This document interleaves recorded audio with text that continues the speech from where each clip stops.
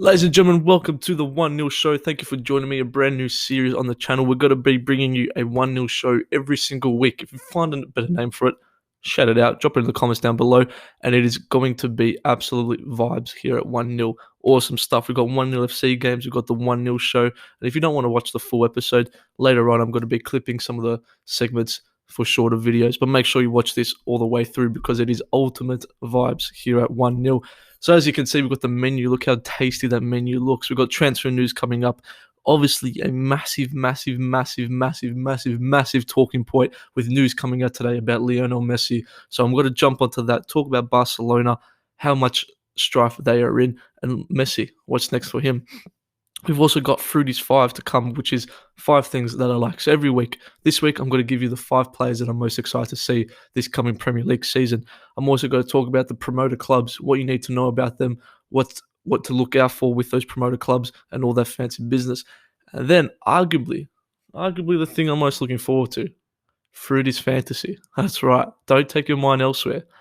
Premier League Fantasy. That's right. We've got a segment for EPL Fantasy coming up right at the end of the show, so you don't want to miss it. Fantasy time is coming very soon. Going to need to make our teams, make little adjustments. I'm going to give you 5 players that you need. And it's not going to be it's going to be some obvious ones, but I've also got a little bit more controversial than some of the other YouTubers you might see on the channel. So, ladies and gentlemen, if you are excited for the 1 Nil show, I'm super excited. It's going to be awesome. It's going to be awesome. In the future, we might see interviews, all that sort of stuff, all in the same show. So it's awesome stuff. I cannot wait. Let's dive straight into it. If you're excited, make sure to subscribe and like the video. Transfer news. Today, Jack Grealish has been confirmed. He's in a Manchester City kit. It's pretty crazy. It's a 100 mil move and he's the second best story of the day, which is pretty wild. However, for him, I'm happy for him that he's got his move. As a United fan, don't want to see it happen because it just makes them that much stronger. But is it the best thing for football? And I know I saw people on Twitter saying, "Oh, this is bad for football." Blah blah. This has been around for ages. You know, top players moving to top clubs. Unfortunately for him, Villa isn't going to give him the same success that Manchester City are. He could go and win a Premier League this season and a Champions League, and he could almost guarantee a trophy in his first year at the club.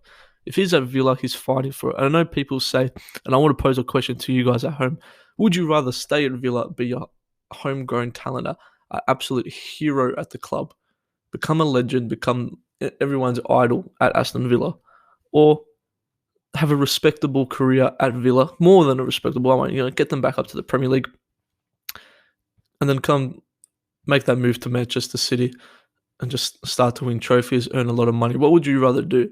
I'm gonna be honest. If I was in that mind frame of a professional footballer, I think Grealish's career is probably how I'd like to have it. I'd like to make my name at a not a smaller club, at a less successful club than Aston Villa, like in the last decade. Rather make my name there, become a cult hero there, feel like I can do the best for that team as much as I can. And then once I feel like I've proved enough to all of them, I've gained enough respect to then leave to a bigger club to earn some success. I think that's how I'd go around it. So I don't really blame Grealish. I would have liked to see him at Villa. Or to be honest, I would have liked to see him anywhere else but Manchester City. Just because it's Man City, it's unfair. And we've got to get to the next player that they like to sign, and it's Harry Kane. If Man City sign Harry Kane as well, on top of this Jack Grealish move, without selling really anyone, it's crazy. It's wild. What does this mean for Sterling? What does this mean for Phil Foden? Is Phil Foden going to really be playing the same? He started to get more game time last year. Now Grealish has come in, and Pep has said that he'd like to play Grealish at the 8. So obviously we know Grealish can play in that central midfield role, but also sometimes in the winger position. Does this mean Foden almost automatically gets shifted out to the right? There's also Ferran Torres out there. There's also Bernardo Silva out there. There's also a Sterling on the left. Harry Kane goes, it's massive. I'm pretty sure it just guarantees the title. It has to. It has to guarantee either a Champions League or a Premier League. The only issue is you've got Harry Kane, who was a captain at his club. You've got Grealish, who was a captain at his club. You've obviously got De Bruyne, who's captain. You've got Fernandinho, who's captain. De Bruyne is a massive leader. You've got a lot of huge leaders in that team. Now, I know I said it's a problem. Yes, it's got to be a positive thing, but you also got to have so many dominating figures in that one team. Okay, Foden's got to be sitting here looking at Grealish coming in, and I wouldn't be surprised if Foden's almost like you almost sort of had your Grealish Pep Guardiola. Foden can easily be that Jack Grealish player. And did they need to go and spend 100 mil on him? Who knows? But they're in the fortunate position where Man City can go out and spend a lot of money. Can go spend a lot. So Harry Kane is huge. We've obviously Fabrizio Romano has obviously reported it. Harry Kane wasn't going to training, which is huge. We saw that cause a lot of controversy in the media as well, with Ferdinand and stuff saying if that happens to someone like a Paul Pogba, the media eats it alive. So it's a different story for Harry Kane. You'd like to see Harry Kane go out on a positive note because he has done so much for Tottenham. He's been such an influential figure at Tottenham. But at the same time, similar Jack Grealish stuff. He's been at a club where he's given it his all. He's become a club legend there. He's become a hero at Tottenham. Now it's time for him to go make himself more money, but also a bigger name for himself. Go win some trophies, go win medals, or do all that business. So Manchester City, they're a scary sight. Very, very scary sight. Now we look into the next one. James Maddison, heavily linked to Arsenal. Very interesting this, because if I'm James Maddison, and it also brings the whole Arsenal where they are as a club into talk, because I'll pose you another question. We ask a lot of questions here at the 1 0 show. If you are James Maddison or any Leicester City player in that fact, do you want to go to Arsenal? Leicester have been challenging for the top four the last couple of years. They've really, I reckon, solidified themselves as that top six club, almost taken Tottenham or even Arsenal's role out of that top six club out the way. If you're James Maddison, do you go, you know what, Leicester have ultimately been a much better team the last couple of years? Or do you go to Arsenal? Who've got that history, they've got that name, they're in London, they're big, they've got the fashion, they are still a very, very big club. What would you do? I honestly, for James Maddison, would give it a little bit more. If I'm Arsenal, I go all guns blazing now, because if they wait a couple more years, then it's got to get to a point where either Leicester are too good or James Maddison is too big to want to get him for the price that they do. I think it's Fab has reported around 30, 40 mil around there. Could even be touching the 50. So it's a doable payment. It's very doable. However, James Maddison, I think, had his breakout time. Then he sort of died down a little bit. I think Arsenal will take him any day of the week, but I think Leicester need to show their ambition to remain as a top six club and say, no, we're not giving you James Maddison. And if we are, we've got to ask for more money for what is not deserved. They could ask for 50. I personally don't think he's worth 50 mil. They could easily ask for 50, 60 mil. Arsenal aren't going to pay it, but it shows their ambition. It shows that Leicester need to sort of get rid of this transfer policy that they had developed a couple of years ago. Obviously, once they won the league, we saw Cant leave, we saw Mahrez leave, we saw a lot of the best players leave. Chilwell left. What they need to do now is remain and show their ambition to be a top six club, okay, and keep their players, keep the best players, and say you're not just going to come to us because we aren't on that big of a scale and just expect to take our players, which ultimately is what clubs did do with Cante, with Mahrez, with Chilwell, as we've said. So I think this is more important for Leicester, this whole James Maddison saga, because if someone like James Maddison does want to leave Leicester and go to Arsenal, I think it maybe solidifies the fact that Leicester is still a little bit further away than maybe what we think in terms of being a top six big club. So it's interesting stuff there. Let me know where you do think James Maddison will go. We'll quickly go to Koundé, who's heavily linked to Chelsea. Didn't play for Sevilla in their practice game. This will be a fantastic signing for Chelsea. Huge signing. They've obviously got Thiago Silva in that centre-back, who's coming near the end of his career, was influential last year, not even in terms of ability, but just to bring his leadership and his knowledge around the club, obviously leading them to Champions League success. Koundé is, I think, a perfect signing for them. French centre-back, still young. If they can get him for a decent price, I don't see why that move doesn't happen. I think the only thing maybe holding it is who else is a priority on Chelsea's list, which we'll get onto in a couple minutes. Next up, we've got the signing of the window. And I think the signing of the window happened a long time ago. Whether you want to say that's Jack Grealish, whether you want to say that now that it's got to be Lionel Messi, which I think that's just unfair. Hasn't happened yet. We won't count Messi. I think the biggest factor and the biggest move that has happened so far in the transfer window was Donnarumma to PSG. If PSG can go and get Donnarumma for free, Sergio Ramos for free, Messi, they are going to have almost the best starting XI in all history of football without even playing a game. So to get Donnarumma from free, you got the player of the Euros, a young goalkeeper. He could be at the club for 10 years. Okay, I would have liked to see Donnarumma maybe spend some more time in Italy, make his name, but I also at the same time don't blame him. Go get your bag, son. Go get it. So I think the signing of the window happened ages ago. Donnarumma to PSG. Let me know in the comments down below what you thought or what you think will or is going to be the signing of the window. Jack Grealish could be a big shout. Harry Kane could also be a big shout. But I think this one, in terms of the long run and for what they've paid, no one beats it. Nobody beats it. Donnarumma for free. Unbelievable. Now that's got to wrap up the last bit of the transfer news. However, breaking news: Lukaku. Romelu Lukaku. I've just seen it pop up on my phone. Romelu Lukaku. 100 mil plus Alonso was declined a couple of days ago from Chelsea to Inter Milan. Chelsea fans, would you rather Haaland or Lukaku? I know who I'd take. Is it going to be a monumental return? Romelu Lukaku comes back to Chelsea. Did Lukaku get unfairly treated at his time at United? I think maybe yes, but at the same time, I think he deserved a bit of it. He was not great. I know Ole sort of maybe didn't use him the best. I know United didn't ultimately get the best out of Lukaku.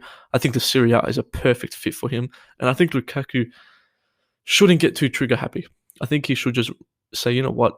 I know I had a good season here at Inter Milan. Not too sure it was one season, you know, one season where he really broke out.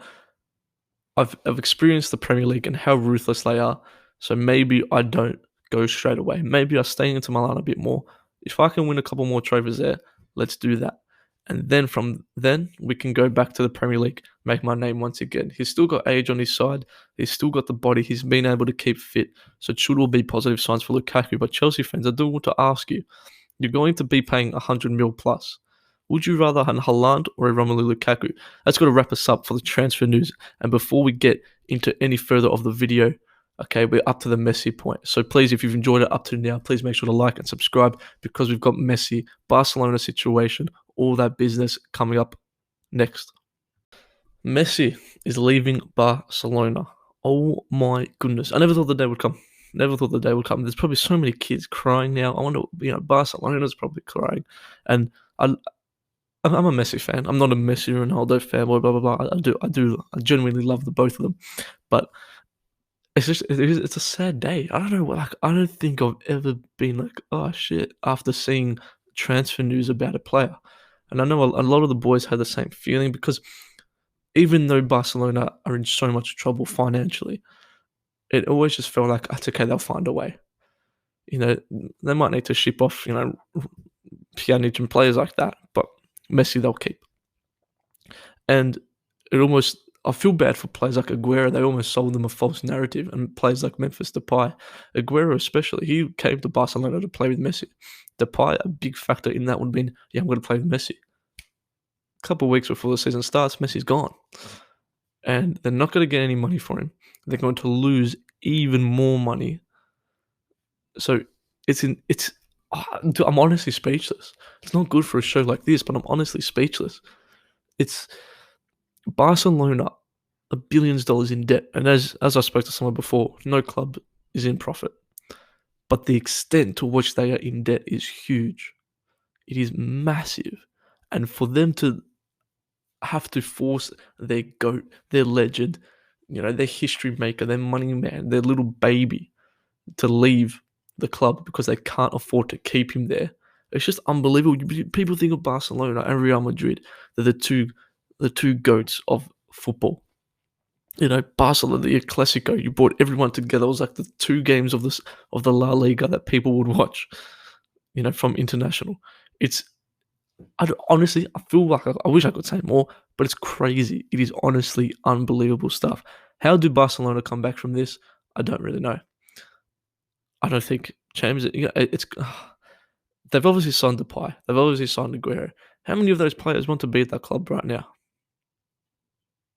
How many of those players are looking at, and I'm not just saying just those two, the players that are already there, how many of those players are sitting there going, I can't lie, I only really came here for Messi. Messi's gone. It wasn't even really his choice. I think I might have said it before, I'd like to think that Messi would have tried to do the best he can and was willing to sacrifice some stuff so that he could stay there.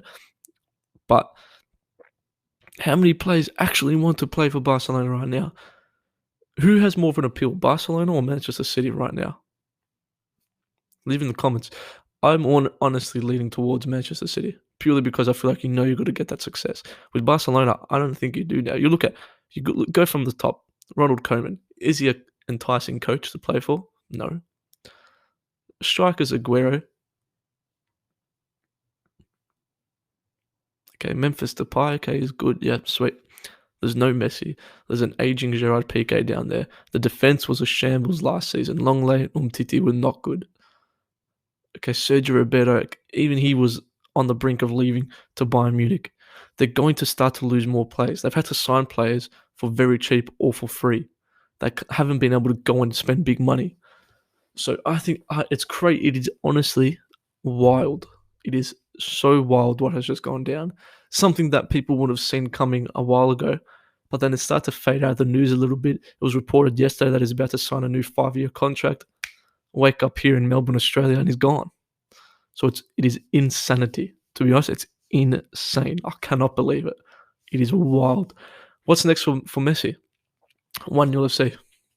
Come on, the boys. No, in all sorry. In all seriousness, I think there's only one move for him, and it's PSG. Only ones that can afford him. Only ones that got to pay him the massive bag that he wants. Manchester City, I don't even think are an option anymore either. I think it's purely only PSG. There's rumor PSG supposedly have already been into contact with him. They're not going to muck around. PSG want to win the Champions League. They need to win the Champions League. Mbappe, Neymar, Messi, Ramos, Donnarumma. They've signed Hakimi, who had a brilliant season. Okay, Verratti, a Euro winner. Mate, Gini Wijnaldum.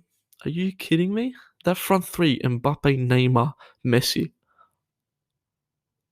Can you imagine all the shirts they're going to... PSG are going to try everything they possibly can. PSG were heavily linked to Ronaldo when there was that period where he might have left Juventus. PSG are going to try everything they possibly can to go and sign Messi. They'd be silly not to. Okay, Manchester United out the equation. Liverpool out the equation. Man City, to be honest, I'm going to say they're already out the equation. There is only one... Juventus out the equation. There is only one move for him. Okay, and that's PSG. Do you want to see... Do football fans want to see Messi play for PSG? No. Be straight up, no. I don't want to see him play for PSG. Not at all.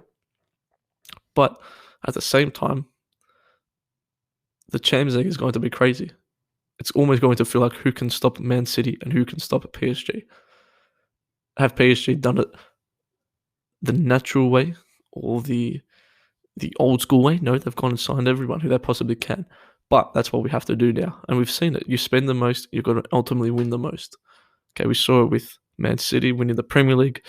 We've seen it with Real Madrid, all that sort of stuff. Okay, Real Madrid, they're not an option either, just in case people might have wanted to put a narrative. But I think it is huge for Messi. I do feel for players like Aguero, as I said before, almost selling a false narrative. But Messi to PSG, I think it's inevitable. I think it's the only thing that's going to happen. And it is going to be crazy to see Messi playing in another shirt. Unbelievable. I do want to pose one last question before we move on to Fruity's 5. Is there any chance Messi retires? Sit on that. Is there any chance Messi retires? Now we'll progress to Fruity's at 5. I know what a transition that was, huh? Does he retire? We'll see.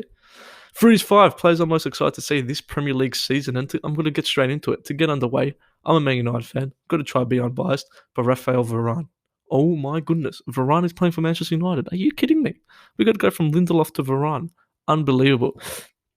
Crazy stuff. I might get a podcast with some boys also. Varane or Van Dijk? Drop it in the comments. Varane or Van Dijk? Who would you rather have? Okay, we got into a big argument at Macca's after the 1 0 FC game. Actually, no, not Macca's. We went to a protein bar and we ate some unbelievable food. Raphael Varane is a Manchester United player. I've always been a massive fan of Varane. Always sort of looked up to him as because he's unfortunately for him, he was always second best to Ramos at Real Madrid, which was only going to happen. You're getting a 4-time Champions League winner, a multiple La Liga winner, a World Cup winner. Okay, he's done it all. He really has done it all. Multiple Player of the Year. Okay, Varane is a born winner. He's still 28 years old. He's got 4 years of him at his prime. Technically, he's almost just hitting his prime, which is wild to think. Rafael Varane in that Manchester United team could be a game changer. Could be a massive, massive game changer. Because what United, and it was evident in that Europa League final, what we missed was players with that hunger or that knowledge and that experience to win a trophy. Varane comes in. We lost Harry Maguire for that final. Varane comes in. He knows what to do. I compare it to Thiago Silva and Chelsea. I know that they're both at different stages of their career, but Thiago Silva came in, ability-wise, there maybe were centre-backs better than him, but he brought so much to the table for that Chelsea team and for that Chelsea squad, where at the end of the day, it was a fantastic signing. It was a brilliant signing. So Varane, I'm very, very excited to see him for United. It solidifies their defence as a back four. Shaw, Wan-Bissaka, Maguire and Varane in the middle. Who's better than that? Is it the best defence in the league? Let me know. Is it the best defence in the league? Next up, I've gone for a young player, new player, Crystal Palace, Michael Olise. I hope I've said his name right. 19 goal involvements, 12 assists, most by any teenager in the EFL Championship last season. Crystal Palace, under Patrick Vieira, they've got some good young talent. Some very good young talent in that team now. Okay, hopefully Eze can come back fit. Olise is going to be a very good player. From QPR, if I'm not mistaken, or from Reading. No, I think it's from Reading. Should probably do my research on that. But he's a very good player. Excited to see him coming into the Palace team. How are Palace going to go? Patrick Vieira, don't think he's the best coach. I'm not going to lie. He's a bit untested. Okay, he didn't do well in MLS, New York City, where he was at. Is he going to do well at the Premier League? And Wilfried Zaha, we all know he's an Arsenal man. Is this going to maybe be the breakout year that Wilfried Zaha needs to maybe get his move later on? Because he's going to want to play in front of Arsenal GOAT in Patrick Vieira. So it's going to be very interesting stuff. Next player, my third player that I'm most excited to see this season is Buendia. He's made the move from Norwich to Aston Villa. Almost got to fill into that Jack Grealish role because he can play in that 10 position and he can also drift out wide if need be. Buendia is a great player. Okay, I compare him a bit to Dimitri Payet, in total honesty. He's got a similar body build. He can move around, whipping free kicks, can whip a ball in as well from anywhere on the pitch. Buendia playing in behind Danny Ings, new signing for Villa as well, which is crazy. I think that's a very good signing. I want to talk about Villa. How good can Villa be this season? Obviously no Grealish, but we've got to look at their attacking four in Buendia, Danny Ings up front. Watkins is expected to shift a bit to the left. Leon Bailey as well, new signing there. Trezeguet was also solid last season, which people don't really give him enough credit for. Aston Villa, Traore was good last year as well. They've got a lot of depth now in that attacking position and a lot of good players. If Konsa and Mings can put in another good season, where can Villa finish on the table? My next player is Mason Greenwood. Now, I know I've added two United players in there. I think this year could be the year Greenwood takes it to new stardom. Rashford is going to miss the first couple of games or first month or something. He's going in for surgery, which opens that left wing position for Mason Greenwood.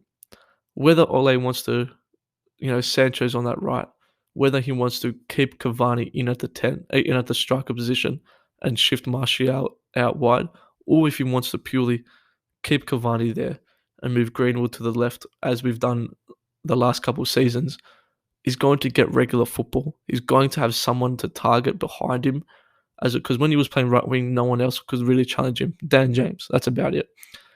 Now he's going to have Martial, who's probably knocking on the door saying, hey, I want to play. He's going to want to put in good performances before Rashford comes back, so he just doesn't get dropped like that. He wants to make a name for himself and make it hard for Ole to drop him as soon as Rashford comes back fit.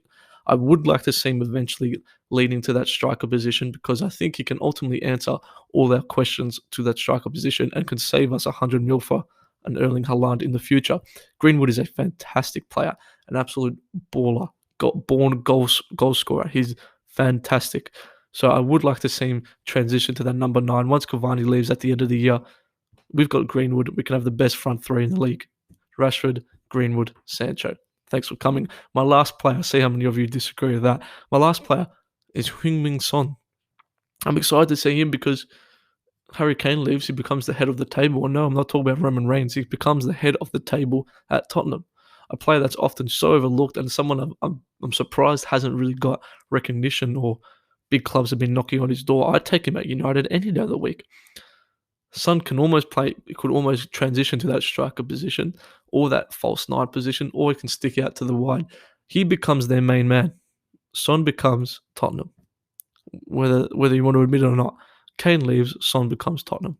I think the fact that Kane has shown that his desire to leave and Son hasn't already sort of makes him Tottenham's favorite child. So I think Son, hopefully Tottenham can prove enough to him and support him to have a good season. But I think Son is a player that I think people should be looking out for and should be enjoying to watch, because he's going to have a lot of weight on his shoulders. Whether that's good enough for him, we saw it at the with his country, with Korea. He can deal with it. He can deal with the pressure. So, Son, I'm excited to see him play. Last couple of segments of the video, we've got to get onto the promoted clubs, okay, and then Fruity Fantasy. So, the promoted clubs, Brentford. What you need to know about Brentford? First time ever in the Premier League. Okay, what you need to know about these promoted clubs? First time Brentford are in the Premier League. Thomas Frank and their manager, he's got to bring a new dynamic to the Premier League. Not quite like a Bielsa, but he's a little bit like a Klopp. Okay, he loves his attacking football, but at the same time, he doesn't neglect the defense. So we know the likes of Tony and Buemo, some very good players. Okay, Godos also has got to be one of the goal scoring talents in that team. I'm excited to see Brentford. Probably the most excited out of all the promoted teams to see. They obviously had that win in the playoff final. Ivan Toney, everyone's second favourite player after that game. It's going to be good. It's going to be a fun career mode Brentford team as well. So I'm excited to see them. But I think the most exciting thing here is the gaffer, Thomas Frank. It could be a bit Klopp similarities in there as well. Maybe not to the same extent, obviously, but there definitely is some similarities with those two managers. Next up, we've got Norwich, and a lot of us would be aware with Norwich, they were just recently in the Premier League before getting relegated. The Pookie Party, Cantwell, he's still there. Billy Gilmore, I think it's a signing or a loan signing that not many people are really giving them credit for. He was fantastic for Scotland in the Euros. He had a very, very good game, a very good tournament as well for the 2 games that he did play. I think Billy Gilmore comes straight into that Norwich team, gives them a new dynamic in midfield, and Chelsea fans would be over the moon because he should be able to play 80-90% of the Premier League fixtures, which is fantastic. The big worry is Buendia, who didn't move to Villa for 30 mil, so they lose that dynamic and that attacking prowess in the midfield, which they had last season, and it was so instrumental to their promotion, finishing on top of the ladder in the Championship. They were the best team coming up to the Premier League, so it'll be interesting to see, can the Pookie Party continue? They were very poor in their last run in the Premier League. Can Todd Cantwell make a name for himself once again? He's been killing it in the preseason, so I'm very excited to see how Norwich City go this season. Watford, the cycling GK, Benny Foster, big ups Benny Foster, big ups Watford. They've got the experience. So they've got what some of these other clubs don't really have, like Brentford and Norwich. They've obviously got a Benny Foster, who we've mentioned. They've got recent Premier League experience, as Norwich do, but Watford were in the Premier League for a bit more. Likes of Troy Deeney. They've gone and signed Danny Rose, who might not be the best left back in the world, might not light up that whole arena, but he brings that Premier League experience. They've still got the likes of Chalobah in there. They've gone and signed King from Everton, whose career at Everton really didn't go that well. He's made the move to Watford, should be getting a lot of game time there, and I think for King it's a good signing. They've been able to keep Ismail Sarr, which was probably the best thing they've done in the last couple of years, because Liverpool were knocking on their door. They wanted to give him a lot of money. Watford were able to keep him. This could be the season once again where Sarr just takes it to new levels, as we've said before, but it could also be the season where Watford go back down. I hate to say it, but it could be the season where they do. They finished second, but they were having a lot of the time they were having to shield off another 4 teams, like Swansea, like Brentford. So it's going to be a big season for Watford. Can they establish themselves like a Crystal Palace once again and remain as a mid-table team in the Premier League, or they got to start bouncing around? it's got to be interesting. Very interesting signs here for the promoted clubs. So I'm excited to see them. It's always good to have some fresh blood. I'm most excited to see Brentford, and it should be good. Ladies and gentlemen, quickly go grab yourself a quick little drink because we're going to take it away to Fruity's Fantasy, and you do not want to miss it.